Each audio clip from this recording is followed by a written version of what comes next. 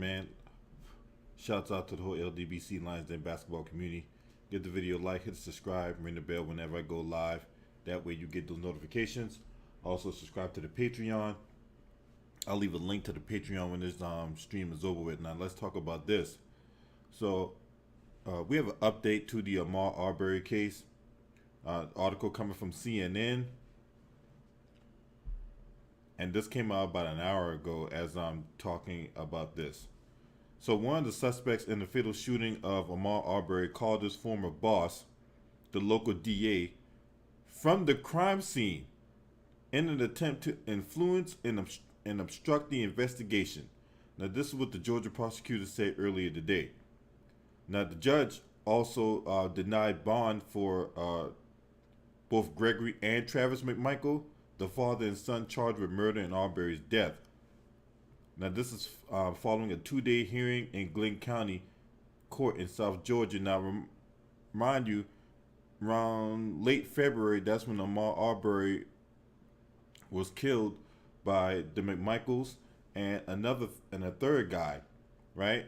Now the arrest didn't happen for like 2 months until a video came out regarding the whole incident. What up, Stephen Alexander? Appreciate you for being in the chat. Now, in court, a prosecutor played a voicemail that Gregory McMichael, a former investigator of the Brunswick Judicial Circuit District Attorney's Office, left his former boss, Jackie Johnson, after Arbery was killed on February 23rd. So on the voicemail, you can hear, basically saying, "Hey Jackie, this is Greg." The elder McMichael will say it here in the voicemail. "Can you call me as soon as you possibly can? Say, my son and I have been involved in the shooting and I need some advice right away. Can you please call me as soon as you possibly can? Thanks, bye."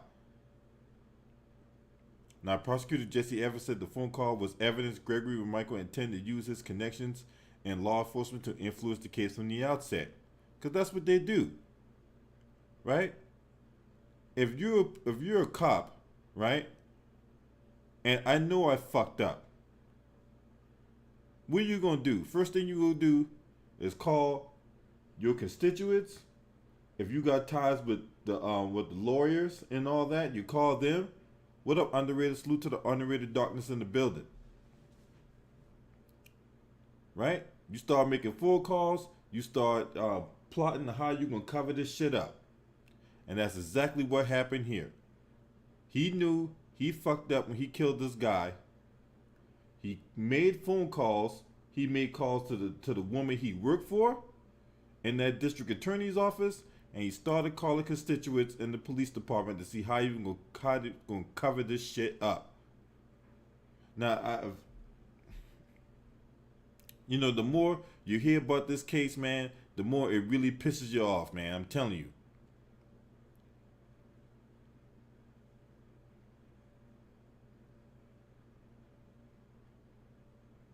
Now, Evans also presented a coded letter. He said Gregory McMichael addressed it from jail to Zachary Langford, a longtime friend of Travis McMichael. Now, Evans displayed an inmate handbook, which included rules for mail. Now, Evans said one of the rules is that mail would be inspected and confiscated and written in code. Right? Because, look, when you're in jail, right, and you're getting mail or whatever like that, right, that mail will get inspected. That means people will read your mail. Your mail will get read. If someone wrote you a letter, it will get read. And they are looking for code words. They're going to look for stuff that is going to more or less put the jigsaw puzzle together. Right? What up, True the King? Now, Evans argued the letter shows significant risk of intimidating witnesses and obstructing justice, as well as a factor that I think the court should consider, which is whether as a good candidate for bond, this defendant will be willing to follow the instructions and rules of the court bond and bond conditions were imposed on him, despite the fact he's actively defying the rules of the Glenn County Sheriff's Office. What's up, you suit knight? Salute to you, man. Now, the defense attorney in this case made a claim that Gregory McMichael was defending his family. But my thing is, the guy's jogging in the neighborhood. So how are you defending your family if you jogging through the neighborhood? That makes no sense. The video showed a completely different picture. It's not like Ahmaud Arbery broke into the house and he grabbed the gun and whatnot. He threatened the lives of the family in the house. The dude was jogging through the neighborhood. So how in the hell you can sit up there and say the dude was defending his family when they approached him first, when they encountered him? You don't, like I said before, and this is what Palm Color Society always does. And some black bootlicks out here do it too. You don't get to play the role of a victim when you're out there being the victimizer. I'm going to say it one more time. You don't get to play the role of a victim when you're out there being the victimizer.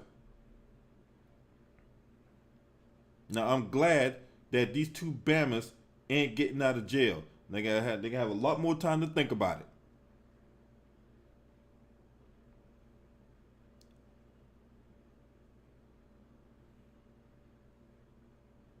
A third suspect was also denied bond.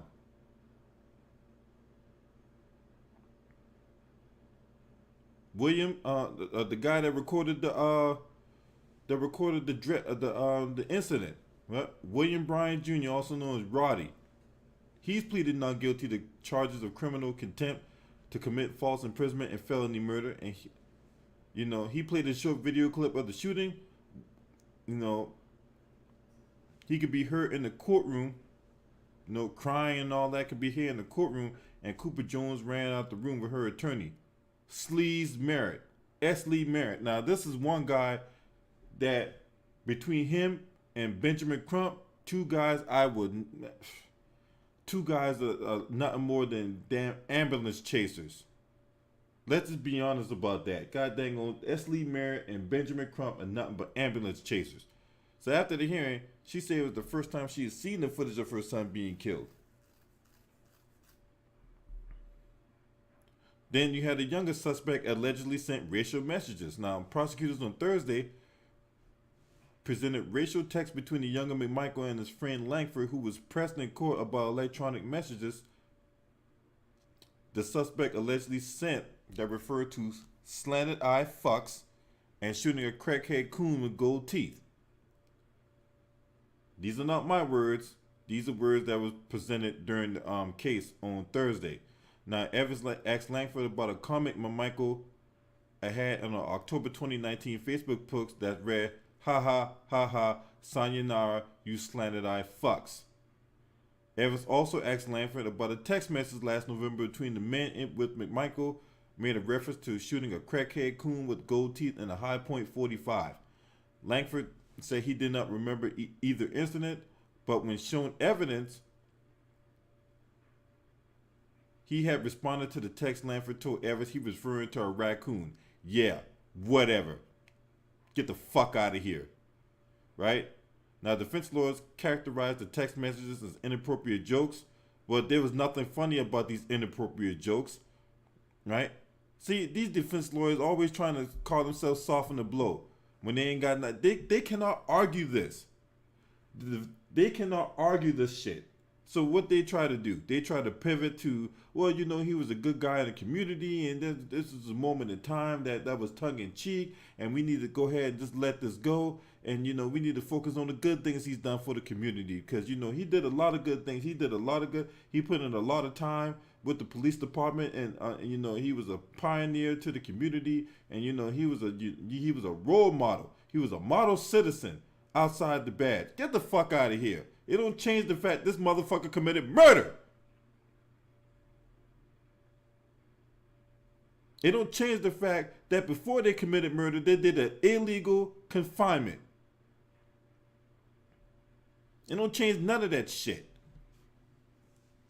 And I'm glad they ass not out of prison. I'm glad they ass sitting right where they belong.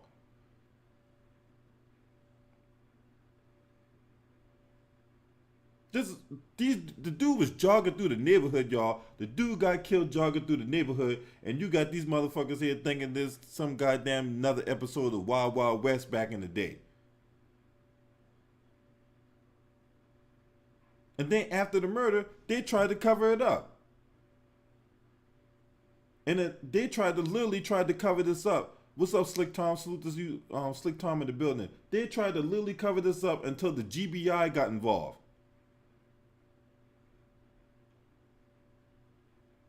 And then when the GBI got involved, and after there was national outrage after the video got out, then at that point, people were arrested and people were charged. And that went on for 2 months. 2 months.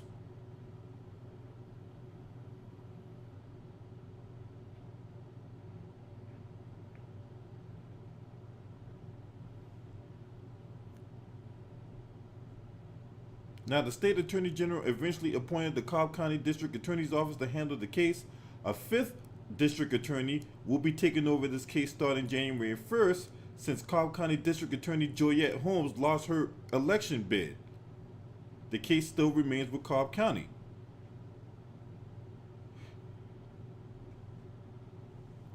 Now, Johnson lost a bid for re-election in the Brunswick Judicial Court on November 3rd, coming up short against independent candidate Keith Higgins. Now, these district attorneys and these judges and these police officers are starting to see the fallout from their actions, or inactions in this case. You can't sit up here and call yourself trying to cover up a fucking murder, right?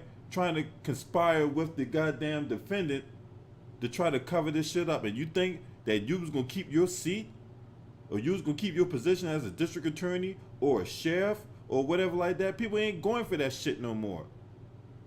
And you can't sit up here and rewrite history, because all we got to do is pull the history up from Google or wherever else, or wherever article that's out there. Why you think I be going so hard at these goddamn old Trump supporters and all that? All these fucking racists out here.